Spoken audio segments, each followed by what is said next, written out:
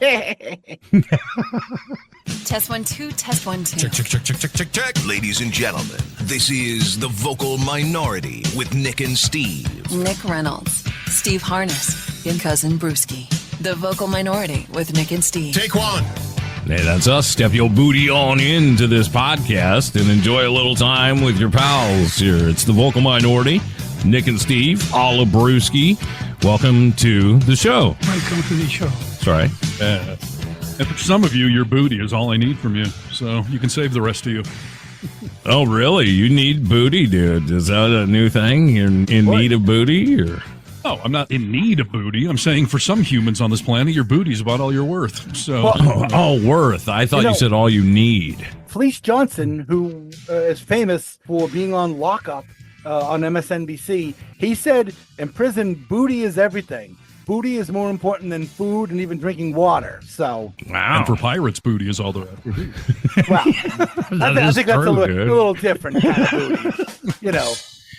Yeah, that is. Welcome to the show. We have a webpage, thevocalminority.net, tons of social medias. You can find us just about anywhere, ladies and gentlemen. Find it on Reddit, TikTok, Instagram, X, Twitter, whatever it's called. I do like that Donald Trump at the debate kept calling it Twitter. I think Elon Musk was sitting there going, God damn it, how much do I have to pay you people to get the name right already? No one's ever going to just call it X, Elon, I promise. Yeah, so we're on that thing. We're on Facebook, and I don't know. Also, call or comment line 844-48-VOCAL. I dare you. I double dog dare you. Stick your tongue on a frozen pole and then call us. These are the double, triple dog dares we have for you. So there you go. Yes, sir. All right. Yeah, back again for another fine podcast where we talk politics, pop culture, sex, drugs, rock and roll, whatever's on our minds, because we have the microphone. So you're going to listen to what we have to say, aren't you? All right, listen, we got stuff to talk about, but we on this show on multiple occasions have talked about the fact that, Fox News is illegitimate because when they run with false information, fake stories, all that kind of stuff, they never make a retraction. They never take it back. They can run with a rumor. Hannity can sit there even though the article's been debunked. He can have guests on his show saying it's in question, and they just run full steam ahead, and they don't give a shit about the facts. But we have always tried to admonish them for that, and we have always tried to be better for that. So just want to start off this show with a little correction from something we talked about last week. Making a little retraction, you say? Yeah, retraction, revision, etc. So, everyone loves Hawk to a Girl. She's all over the interwebs. She's a pop culture phenom for the next 15 seconds, which is the thing we should be counting down now. How long until no one gives a shit about Hawk to a Girl? Because she's everywhere at the moment. Get another month in her, I bet, at least. Yeah, I hope she sells those T-shirts quickly because this by every definition of pop culture, this cannot last forever. But the only way Hawk Tua Girl is going to stick around if she shows us a little Hawk Tua, OnlyFans style. You know what I mean? OnlyFans page that she'll make more money on that you would selling T-shirts and that. Sure, yeah. I wouldn't pay for it. I'm married, dude. But, I can't pay. I don't pay for that kind of stuff.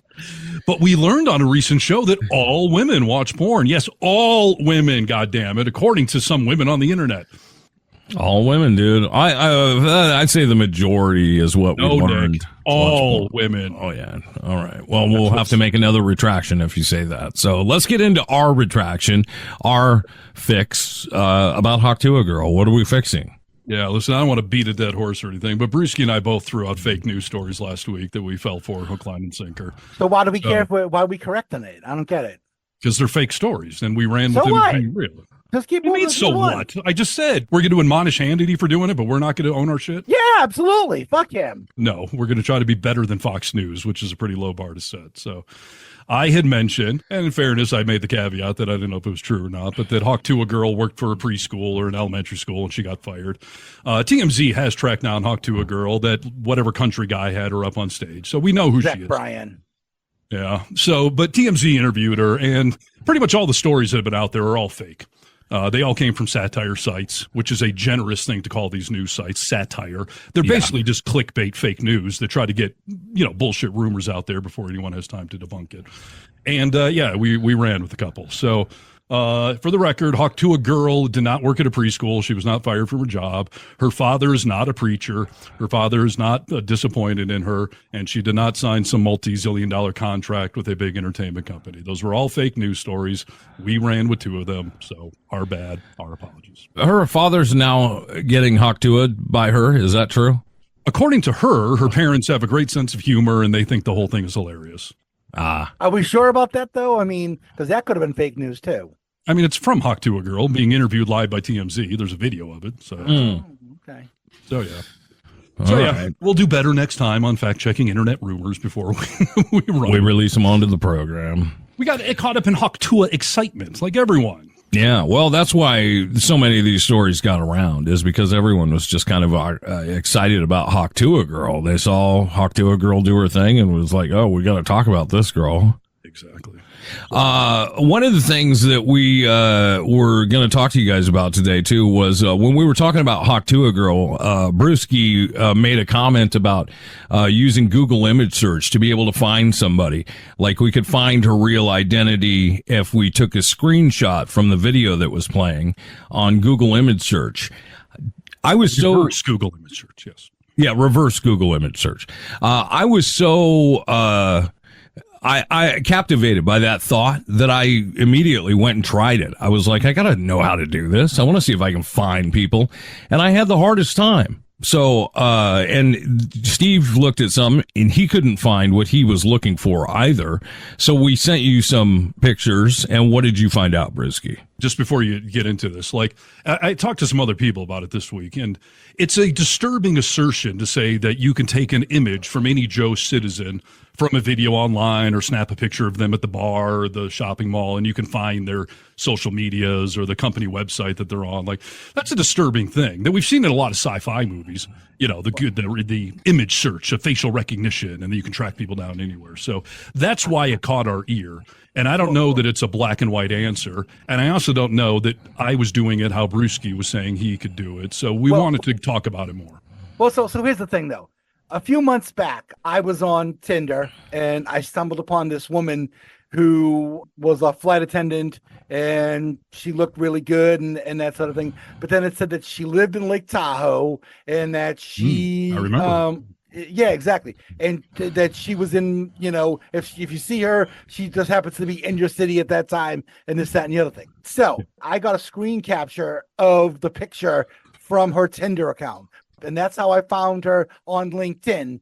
And from that, since Steve was single at the time, and Steve lived in Tahoe and she's attractive, I said to Steve, hey, by the way, here's this woman. I explained the whole thing to Steve.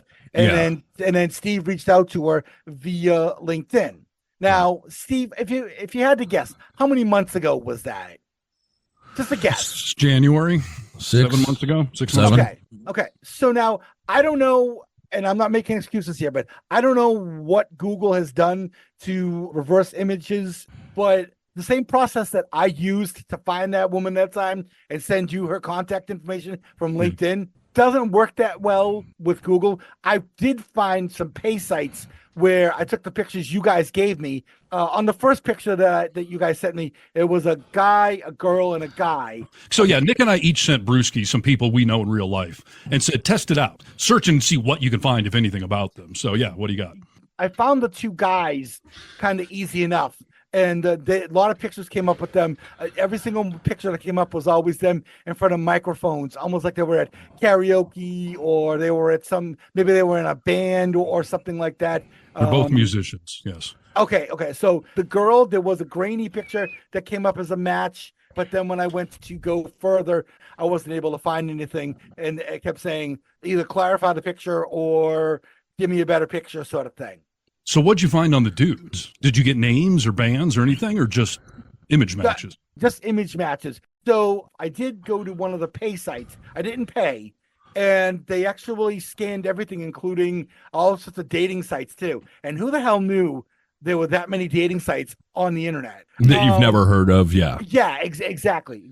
And they found 37 matches, so about 10 each almost of each one of those there, but it wouldn't show me the results unless I paid for the results. And it was like $25-$30 and that sort of thing. But it said that they came up with several social media hits but it said, we can't show you these unless you sign up for our service. And that was a thing called Tin Eye. I know there are paid sites, and based on what I was reading, there's a margin of error, we'll say. Sure. Some of them will give you an exact hit. Some will just show you 1,000 profiles with guys with red hair and glasses or something. Well, yeah, because one of those guys is bald with a goatee, and I'm quite sure there's like a ton of people who have a, So on the free Google reverse image search, what it brought up, you couldn't click to see what site that was or anything? You know what it said was that they've made it more stringent when you're trying to find people. And I don't know if they've changed anything, because like I said, I don't believe that I did anything different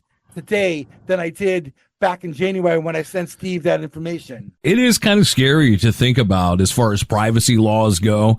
I know if you're out in public, people could take a picture of you if they wanted to, but being able to find somebody so easily, that kind of stuff may have changed the way Google is doing things on their image search, So I asked Google, can you find someone based on a reverse image search? And the official answer Google said was, Google image search can help you find similar images, but it does not use facial recognition. So as I pried into it a little further, I did a test on myself. So I uploaded one of my Facebook profile pictures, and it came back and it said, results for humans are, highly flawed or whatever, It came up with the shirt I was wearing and things in the background. It showed me matches for those products, things like that. But any just random picture of me, it could not match. But if I did a Google image search for my name, there are pictures out there that are verified to be me. And if I uploaded that exact same image into the reverse image search, it came back with a hit that, this is the guy from KRLT's website or from LinkedIn. LinkedIn apparently is very public because it has LinkedIn matches for stuff. I could not get it to just any random image give me any sort of results at all. What Brewski is saying that it possibly may have changed makes a little bit of sense to me in the also in the respects that I watch Catfish. I told you guys that I watch that show every week. And prior to this season, when they've showed them doing image reverse searches, it was done on Google. And this season, they have been doing them on some paid platform. So maybe Google did change what they were doing. Well, like I said, I wasn't trying to claim this was flat out wrong per se, that there's some nuance to it, that some reverse image searches will come up with stuff. But I think, at least as of right now, just uploading a picture of someone or taking, like Hawk to a Girl, that first day when no one knew who the hell she was or anything, it would not have come back to find her Instagram page or whatever it is, To be fair, I should say, I haven't searched anybody like I did in January with that one woman from Tinder. I haven't searched for somebody since then. As far as, getting the picture. So that's why at the time I said, well, of course, you can look it up and you can find these people pretty easily and that sort of thing. Hey, dude, did my pictures come up at all? Did you find anything out on the last three? The last one, I already knew who it was. And yes, I can hear him. Hi, Stephen. Yes. This is Clem Fandango. So Nick attached a picture of Clem Fandango. And so I responded back to the email and I said, well, I'll look up the other pictures, but I don't have to look up the last picture because I know who that is. And yes, I can hear him. It's Clem Fandango. It would come up, but yeah. And that is the other caveat I should say. If you do a reverse image search for somebody famous, it does come up, even if it's not an established picture. I uploaded a picture I took of a famous dirt bike racer, a picture I took, so it wasn't on any other website, and it immediately told me who the racer was and who he rides for. Was it Ricky Carmichael? No, it was Aaron Plessinger, friend of the Harness family. I've got a picture of him and my son. RC's a hell of a guy, a hell of a rider. Well, Ricky Carmichael's the GOAT. He's the greatest of all time. I get it, yes. But I was doing a little more, not second tier famous rider, just to see. And so famous people, you can do reverse image searches. Which is interesting. Because the technology is different with famous people. I mean, we do use facial recognition technology with famous people. I think what Google's saying is they're comparing images. It's not facial recognition.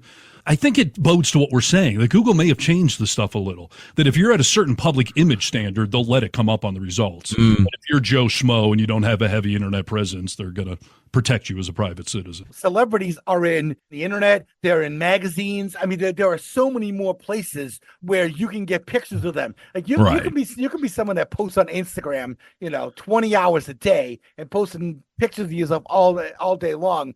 But you're never going to get the saturation that somebody like Brad Pitt or some of those other people that because there's pictures from all over the world that are being uploaded all the time of him by magazines and reporters and stuff like that. Sure, yeah, and it might come up as a news or an entertainment item as opposed to I'm just looking for a regular person. Yep, for sure. So if you're an average woman out at the bar on a Friday night, don't worry about the guy reverse image searching you and finding where you live and all that stuff. But the T-shirt you're wearing, I can find where that is by reverse image search. All right. Well, welcome to the show, ladies and gentlemen. In a day of 2024, we find ourselves listening to the Vocal Minority with Nick and Steve, a la Brewski, and we find ourselves in a world where comedy has bended and flexed over the last few years. It's really had a strain put on it with having to be PC. And we think back to comics who were originally a little unpolitically correct. And does George Carlin not come to mind? He does. However, I don't know that I completely agree with that assertion. There's a fake cancel culture bullshit that's going on in the stand-up comedy world where they're all claiming they can't make certain jokes. The comedians that have been canceled are those that have been raping or molesting people. No one's been canceled for politically incorrect humor. Dave Chappelle is doing just fine. Oh, yeah, 100%. They all want to be canceled. They want to have the woke crowd because the publicity is worth zillions. So don't completely buy into these whiny comedians, Bill Maher being one of them, about, the woke culture won't let me make these jokes. People have always been offended by shit. There's always been a vocal minority that will push back on something you say, but it's really bullshit. The comedians are getting canceled because they make a non-politically correct joke. If you're raping someone, you get canceled. Un-PC, you're fucking fine. Stop whining. Well, like I said, over the past year, we've started to see that shift. But for a couple of years, everybody was watching what they were saying because they felt at least the threat of that. When Me Too came up and everything kind of started to change, they felt like they needed to tone it down. But over the last year and a half, things are back to where comedy should be. It's fucking comedy, dude. We're supposed to joke about everything and anything for the most part should be on the table, right? Everything should be on the table. Remember, it's friend of the show, Doug Stanhope, who once started out one of his comedy albums with, what's wrong with child pornography? What? The lack of credits. Lack of credits, yeah. Oh, we can't find people, dude. No. Listen, and that articulates my point. I don't think anything should be off the table. You just better be funny. If you're going to make a joke about child molesting, if it's clever and funny, we'll laugh at you. Otherwise, it's just a cheap low blow and you're an idiot. But I don't buy the concept that something should be forbidden from humor. You should be able to do whatever you want to do. Whether people laugh at it or not is up to them. So, Free market. That's right. But George Carlin, one of the greats, right? I think I told you guys about this, and we have got to do this on this show. I promise that this will happen on an upcoming show. When AI started to explode, there was a person out there that used George Carlin's voice to create an AI voice and then went into ChatGPT and said, write a comedy special from George Carlin with the way he would have done jokes in this day and age. It is so unrecognizable that his family came out and said, well, that's clever and everything, and it sounds exactly like my dad, and that's probably what he would be writing about. He's dead, you don't get any more Carlin. So people are trying to do all kinds of things with Carlin even till this day and age. I've got a list of 15 George Carlin quotes that are as true now as they were then. When did George Carlin die, Brewski? Do you know? 2008. He was 71. He died in 2008. Yeah, he was a wise comedian back in his prime, and I'd be willing to bet most of his quotes resonate well today still. The first one on here is on the nature of life. He said, some people see things that are and ask why. Some people dream of things that never were and ask why not. Some people have to go to work and don't have time for all of that shit. Yeah. Right? Yeah.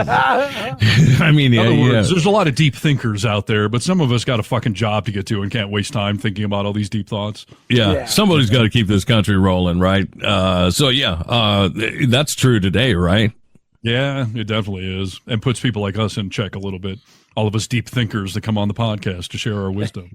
Yeah. Some of us are just trying to hold down a fucking job, so who gives a shit what Trump said or what Biden said? Yeah. How about this? This is on staying at your job. George Carlin said, most people will work just hard enough not to get fired and get paid just enough money not to quit.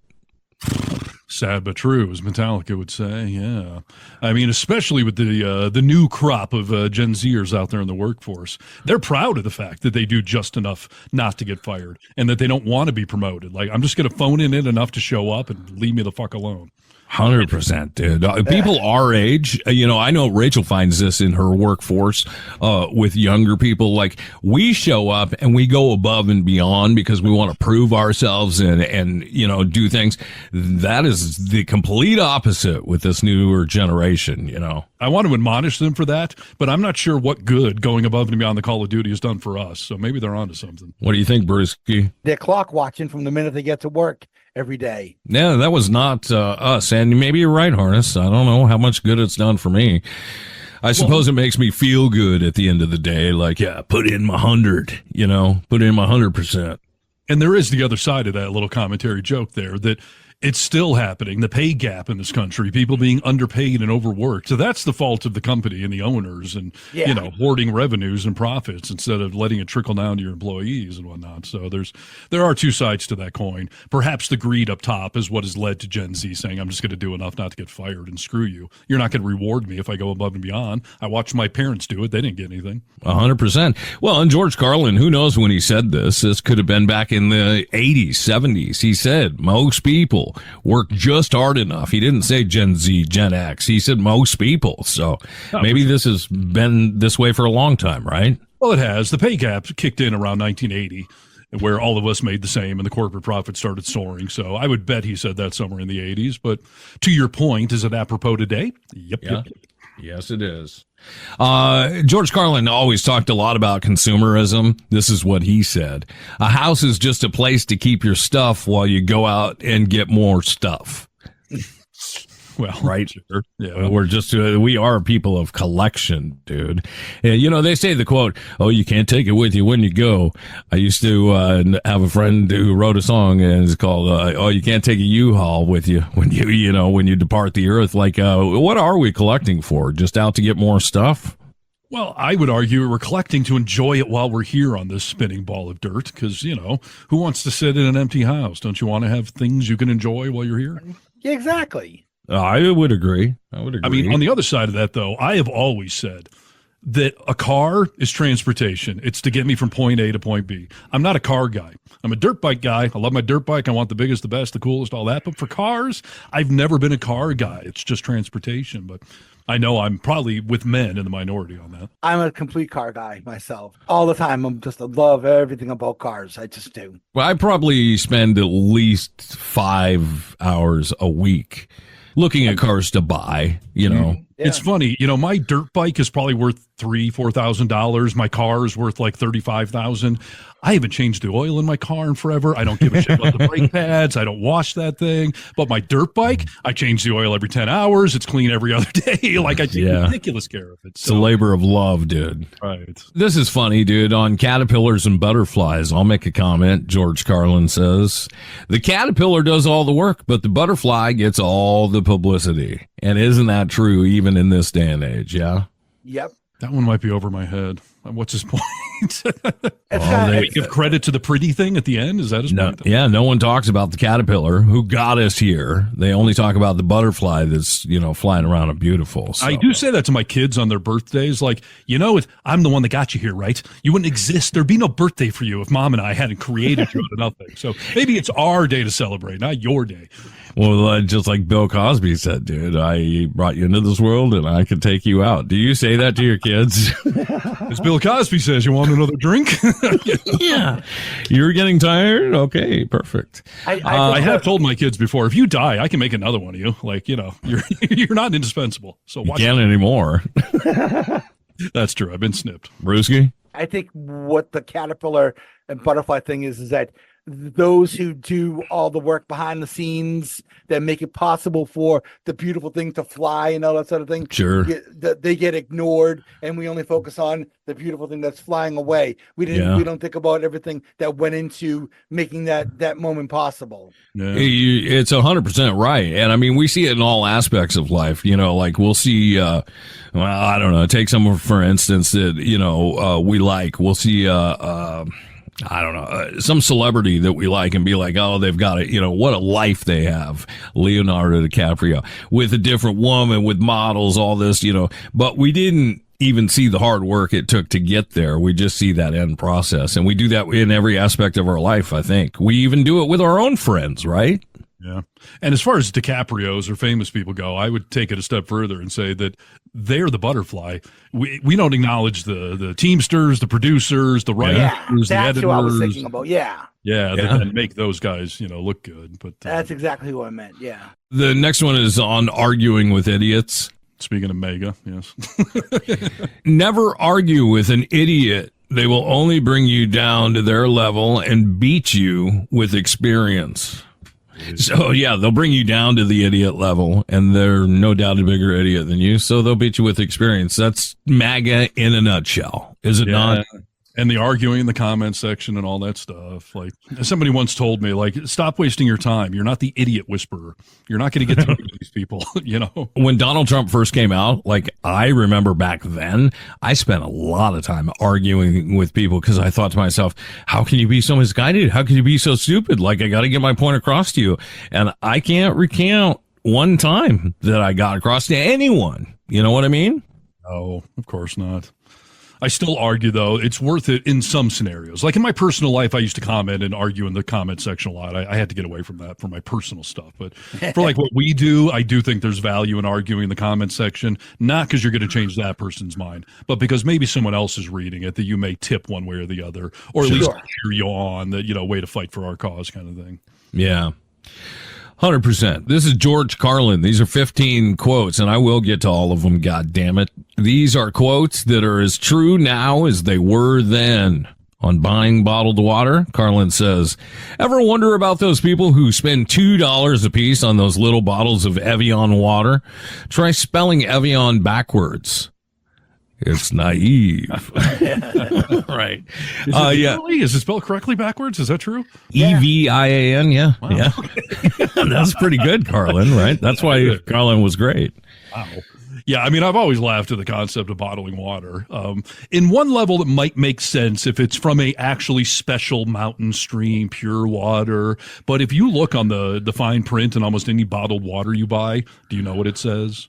Bottled from your local water source, something to those. It says bottled from a municipal water source, meaning some city, they're just taking tap water from L.A. or something. What is I got a bottle of water. Brewski has one. Brewski, what does that say?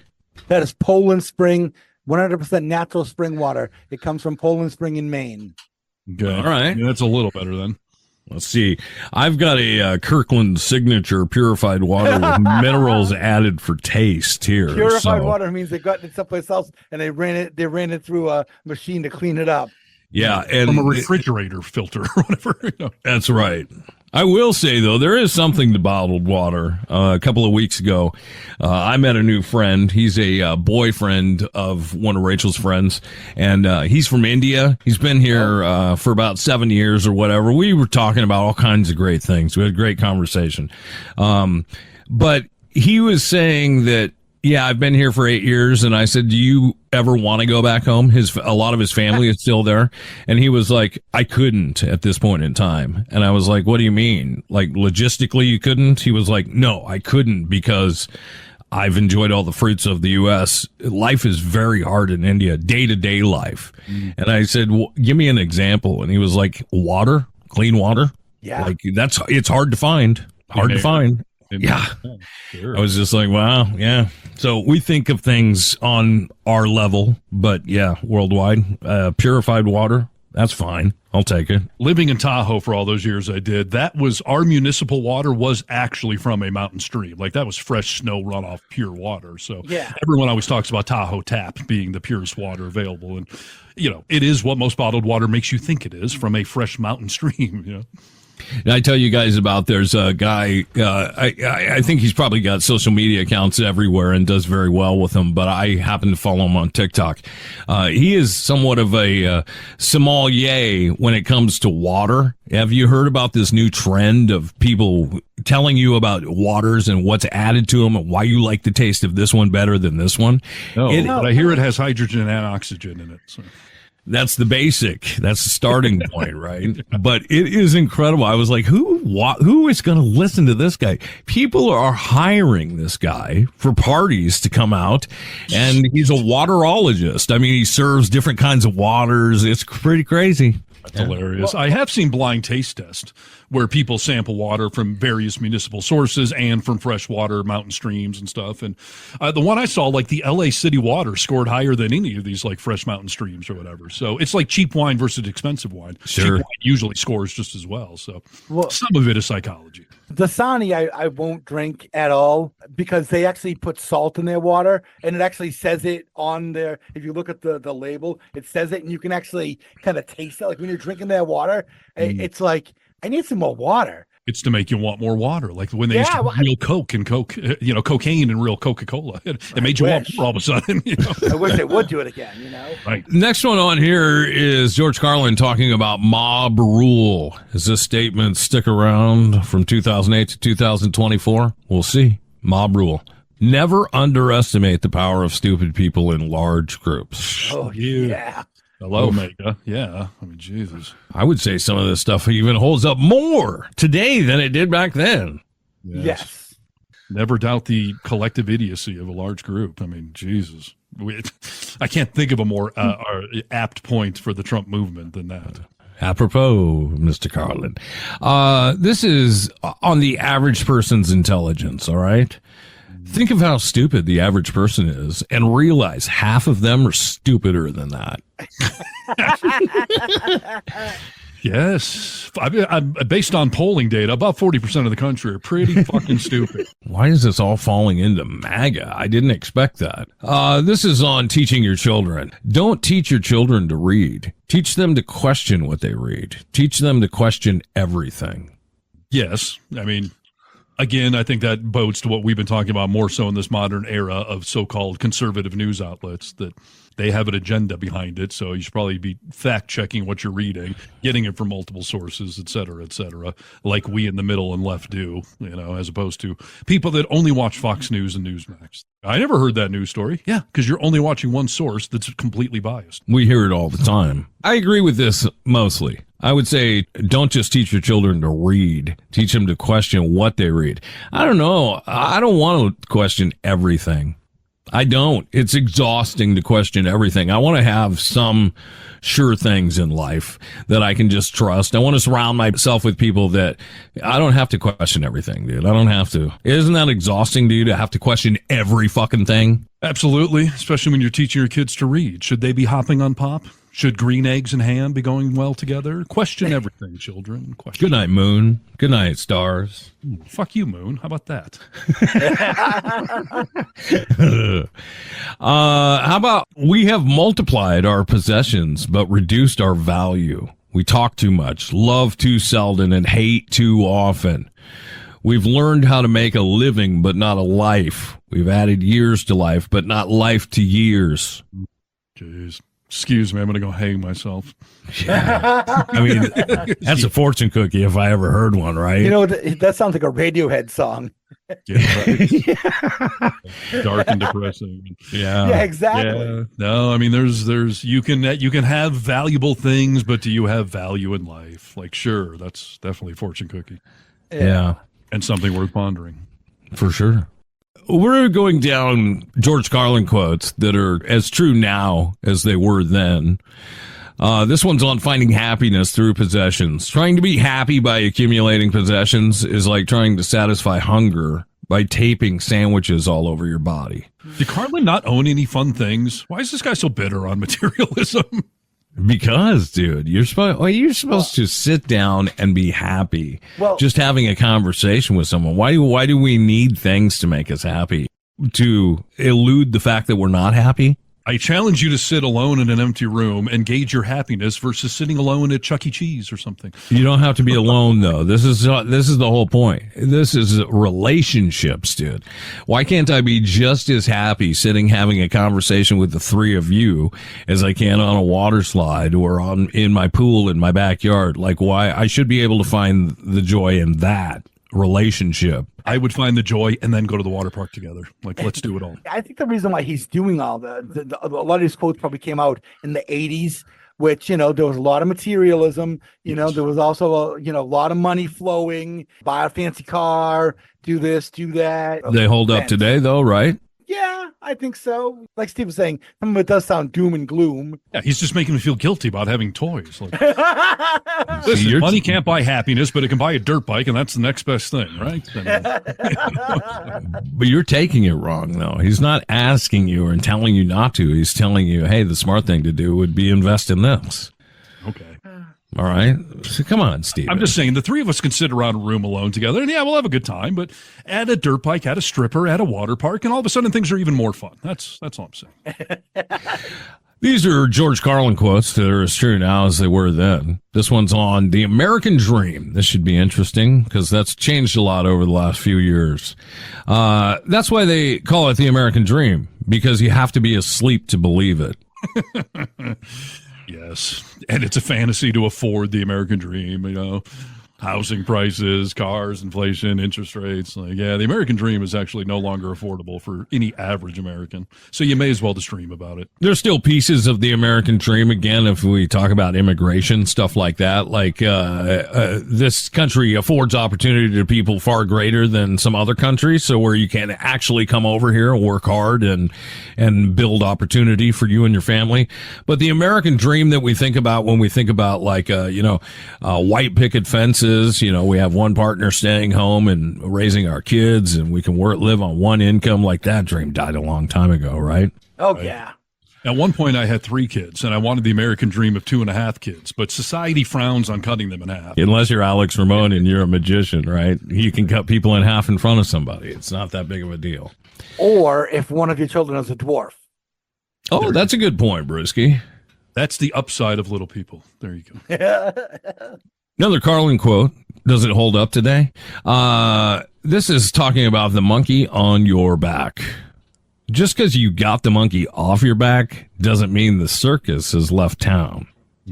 I need help with this one. I'm not processing this. What is he saying? I think in this case here, you can exercise your demons like a drug problem and that sort of thing, but everything that came along with it is still with you as well, unless you get rid of all of that too. All the crazy people, change your crowd, change your environment, financial problems, your police record if you were arrested, all that stuff sticks around, even if you get rid of your drug problem and you get sober. Sure. Or like 4 years ago, we got Trump, we defeated Trump. We got that monkey off our back, but did Trump go away? Did MAGA go away? Did the problems they're causing go away? No. Circus is still here. Getting close to ending our list here of George Carlin quotes that are as true now as they were then. This is on bipartisan politics. Bipartisan usually means that a larger than usual deception is being carried out. Oh, so skeptical, George. Yeah. But so back in Carlin's day in the 80s, I think there was some level of actual bipartisanism. Back in that day, I could agree that each party had their own equal flaws and whatnot. Now it's completely skewed the other way, where one of us is living in reality and the other one's fucking delusional and evil. Yeah. But, does bipartisanship really exist? Maybe in spirit, but not in reality. We don't ever see it. We don't see it anymore. I'll leave my comment at that. We don't really see it very, very infrequently. And when we do, there's something usually wrong with it. Well, and look what just happened with the border deal. We had a bipartisan piece of legislation that would have done some good for the border issue. And then Trump stepped in and said, don't sign that. I need that to be a problem. Yeah, I need that to be a problem so I can be elected here. I got to talk about that border, you morons. Yeah. All right. Well, that holds up to today then. Our last one on our George Carlin list of quotes that are as true now as they were then, back in the 80s, 90s. This is called on other drivers, on other people out on the road. Have you ever noticed that anybody driving slower than you is an idiot and anyone going faster than you is a maniac? Yes, but that's true. No, it's not. How judgmental of us to need someone just to play the middle. Like some of us are in that healthy pocket of 5 or 10 over the speed limit, and we're going and we're moving. Someone that goes slower than you, fuck them. And someone who flies by you, they are a fucking maniac. So, yeah, it's still true. I don't think it's bad. It's still true, though, for sure. Yeah. I think you're right. I am in a pocket that I share with most people of I'm going to go up to 15 miles an hour over the speed limit, unless I am in like a school zone, or if it's a 25 mile an hour through a neighborhood, I'm going to do at least 30, 35, maybe not 40, but you know, you're right. That is a pocket of reasonable people. Yes. And by the way, when somebody does blow by me like one of those maniacs, I let them get about a quarter mile ahead of me, and then I pace off of them because they're going to go through the speed trap first. You got yourself a rabbit. Anytime you can get a rabbit, that's nice. A little speed break for you. So yeah, take advantage of their idiocy. So, but yeah, I mean, a lot of this stuff is mental. It's George Carlin is a thinker. There's a lot of mind games that go on with all of these things, be them political or humorous, and got to wonder, is it a good sort of mind game? Someone's trying to enlighten you, or the mind game where they're trying to bamboozle you? We roll into places in our lives with our friend groups, with people at work. Do we know? We should question everything from what George Carlin told us. So how about people playing mind games with you? There are some alarm bells that can go off that can help you with this. You don't just have to go along with everybody. Listen to your alarm bells, and then you can find out. Are they playing mind games with you? I got an article here. I'll go through some of the points that they bring up of, hey, this might be an alarm. You never know where you stand with somebody. When you never know where you stand with somebody, they're playing mind games with you. They constantly leave you wondering how they really feel, where you actually stand with them. They might be very hot and cold, sometimes suddenly turn on you for apparently no reason. If you're feeling confused and dejected, are you guys playing mind games with me, dude? Because I know each of you have done that to me, okay? See, I would argue that is the advantage of me, where I put my opinions out there and I stand by them. At least you know where you stand. The people that just sit back and maybe it's this or maybe it's that, like, I think they are kind of mind gaming you. Yeah, and also I think you're being kind of a puss at that point there too. It's like pick it and stick it, get into the discussion and don't waste my time. If you don't want to be in the discussion, vamoose. Lick it and stick it. That's the follow-up to Haktua right there. No, pick it and stick it. Yeah, come on, dude. Steve, don't be so dirty, dude. I mean, at least with mega people, we do know where they stand. I mean, it's idiocy, but at least I know where you're at. So, Well, that's it. Everyone said, like, Donald Trump made people feel comfortable in saying the quiet parts out loud. Like, yeah, I am a racist.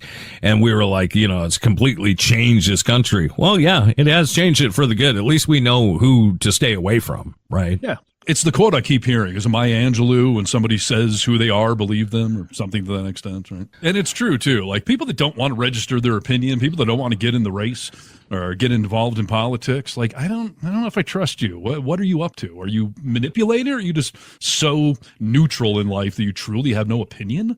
I'd rather hang out with an opinionated asshole than a neutral mute. It's funny that you say that. I have somebody in my life that I care about very much, and they are what you just described. And I think it is a form of, and I'm not justifying this, I'm just telling you what it is, like a form of ignorance is bliss. And it is really hard to hang around, especially in certain circumstances with that person, because they don't have opinions. Like, I want to know, if I go out with you guys, if somebody did something I don't believe in, I know that you guys have strong opinions on that too, and we'll stand up for it. Like, I can't surround myself with wishy-washy, or I just don't pay attention to that, Yeah, sometimes I envy those people because I feel like being informed and having opinions is a bit of a burden. Sure. Just being blissfully ignorant, like not paying attention to the news. There must be some joy in that. Well, I look down on you for it, but there must be some ignorance is bliss. Yeah.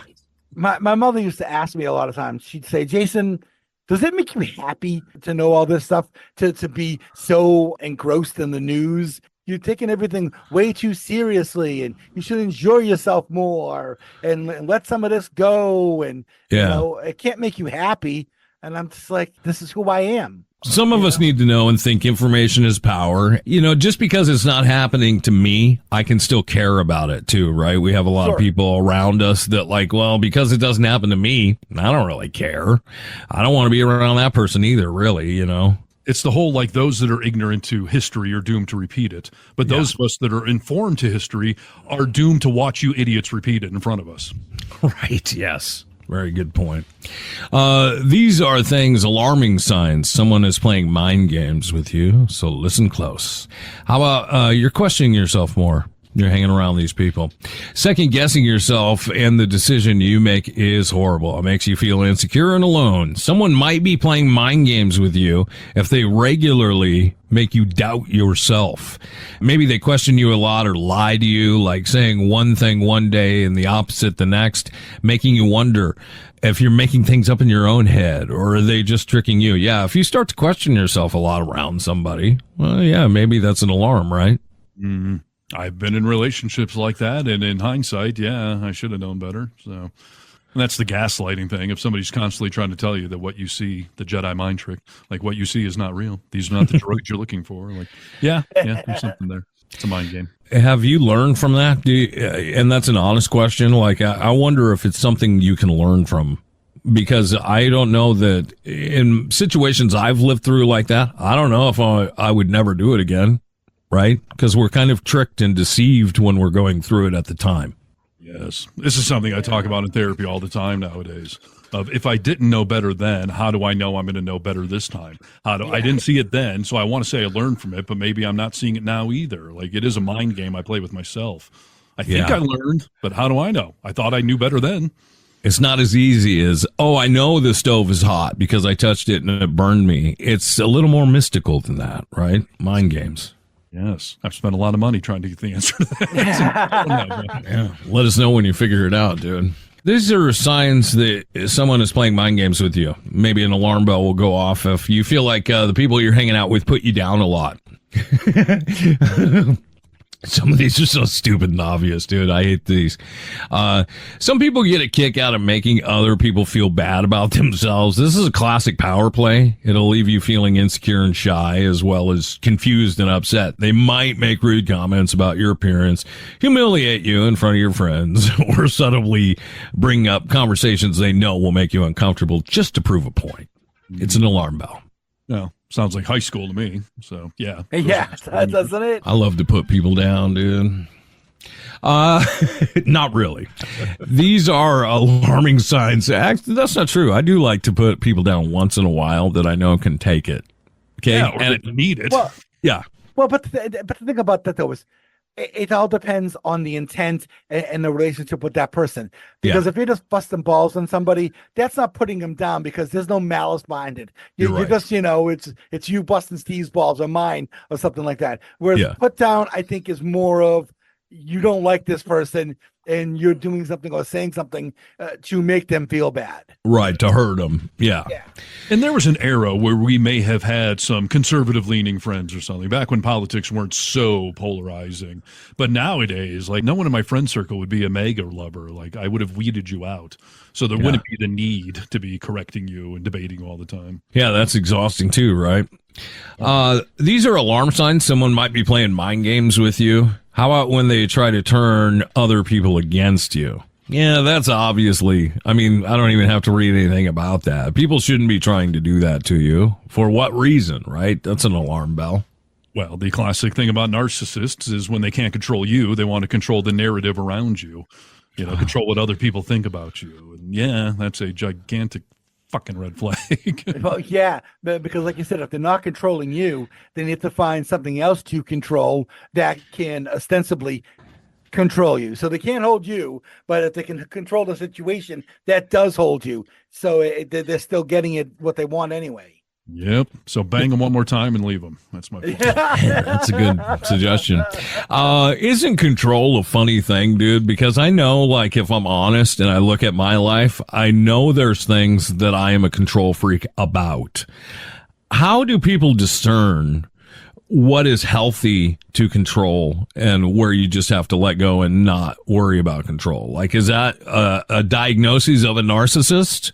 that can't tell the difference. Like, yeah, it's healthy that I'm really control freak about how I load the dishwasher, but not, letting my wife go out with her work friends, that type of thing. Yeah, there's a lot of judgment calls going on there. I've had people kind of poke fun at me for being a little OCD and a little, meticulous in how things are laid out. But I'm like, it helps me stay organized. Like, it's not that I'm OCD. It's that goes somewhere. Put it back where it goes. Like, it lives there. It doesn't sit on the kitchen table. Is that making me a freak, or am I just organized? There are certain rules that go along with things. This is how things are done. And when people want to stray from them, there's a problem. Yeah. To hit a music thing on control. Yeah. I love the way you look at me. I love the way you smack my ass. I love the 30 things you do. I have control of you. Barry Manilow. I'll have to listen to that one. I know I've shared with you guys before on this podcast that I don't see myself as a controlling person, and maybe that is a problem. But like I noticed in my marriage that because my wife works outside the house and I kind of take care of the house, that I was getting really controlling about how certain things were done. Just like you were just mentioning, like, that doesn't go there. Like, put it where, I put it. Hey, when you do that, don't do it like that. There's a better way to do that. Like, I had to check myself and be like, I'm being controlling here, dude. I'm taking this a little too far. But sometimes there's just a right and wrong. Put the silverware face down in the dishwasher. Don't put it face up. Then I got to touch it and poke my, it's not control freak. It's just the right thing to do. For you and me. For everyone. God damn it. These are alarming signs. Someone's playing mind games with you. They claim that you're a liar. They might start telling other people that you're a liar, or even falsely accuse you of making things up. Maybe they're trying to convince those around you that you're not a nice person and that you've been complaining about them and are lying now when you say that you haven't been. This is a horrible situation you should run. Obviously, that's an alarm bell if people claim you're a liar and you're not. I mean, maybe if you are a liar. I was going to say, if you're Melania Trump running around trying to tell everyone he's a liar, stop listening to him. Like, you may be trying to do something right and good. Otherwise, of course, that's a mind game. If someone's trying to convince, hey, your best friend there, he's a fucking liar all the time. Like, yeah, that's definitely a mind game. Yeah. This next one is interesting to think about. Okay, at first glance, you'll know, like, hey, that may be a red flag. This is when they make endless comparison. But I think that we have all done that, maybe not verbally, but in our heads. Like when we're going through certain situations, we can't help but draw from other experiences, maybe some that we've even romanticized as a better experience. Says maybe your partner tells you that your friends are way more fun than you on a night out. They compare you to their crazy ex whenever you have an argument, that type of stuff. That's a red flag. Yeah, an actual comparison to another human like that. That'd be a red flag. If you're doing a comparison, like an analogy, where you're trying to make your point, I'm going to compare one thing to show you how absurd the thing you're doing is. I think that's an intelligent way to debate, but I've been told that's condescending and rude too, so maybe I'm wrong. Depends. You got to pick your audience, I think, right? Yeah, well, when people are wrong, they try to tell you you're wrong and condescending, but hey, one of us has to be right, isn't it? I don't know. Maybe it's somewhere in the middle. Maybe neither of you are right. They usually find the truth in the middle, somewhere in the middle. Right? Nope. One of us is right. These are alarming signs. Someone's playing mind games with you, you idiot. This is when you always have to go to them. One of the most common mind games, especially during dating and relationships, is when they force you to go to them every time. They never text first or call you.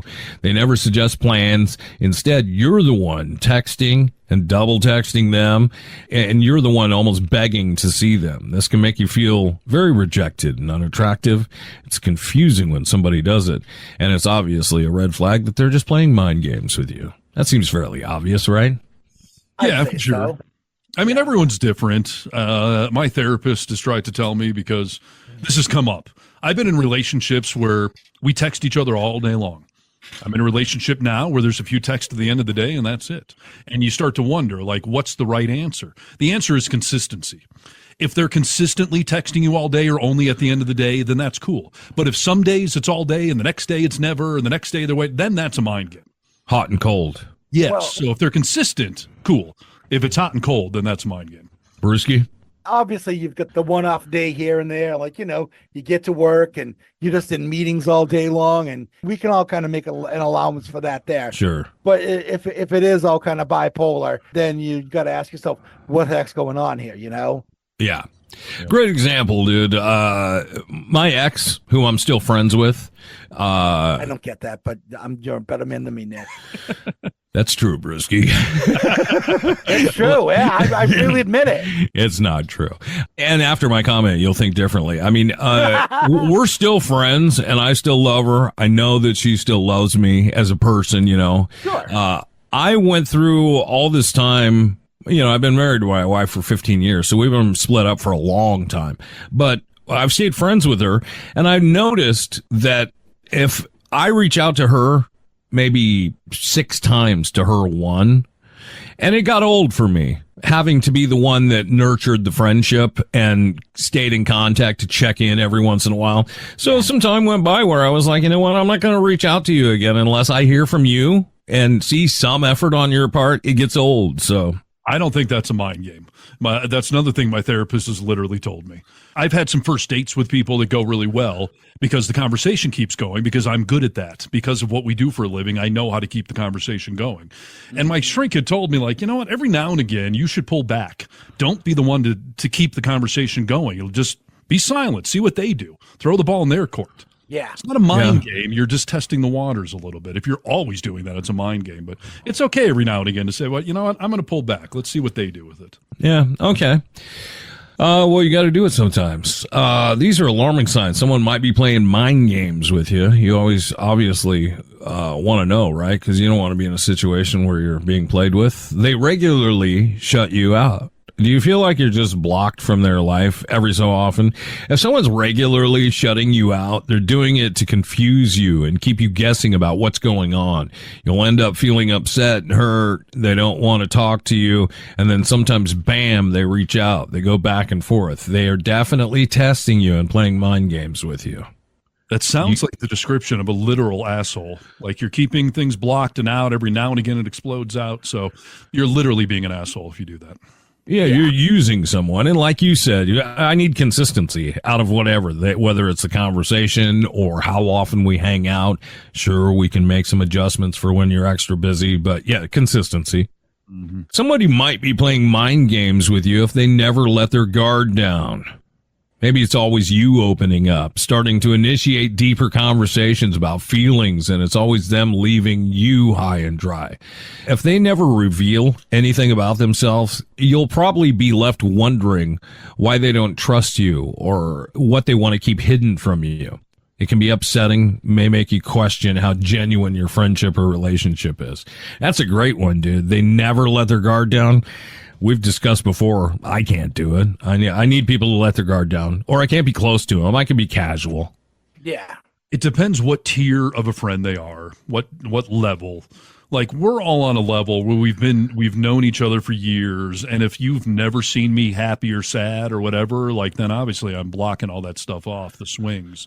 But I do have some friends and I just see them once every few months, and it would be weird if they just started crying in front of me or whatever. Like, sure. That's why I say casual, fine, but deep relationships, yeah. I mean, people have to let their guard down, and you don't have to cry, but you got to let your guard down. For a real meaningful friendship, yeah. But, yes, absolutely. John in the break room, I don't cry, dude. We're at work. Just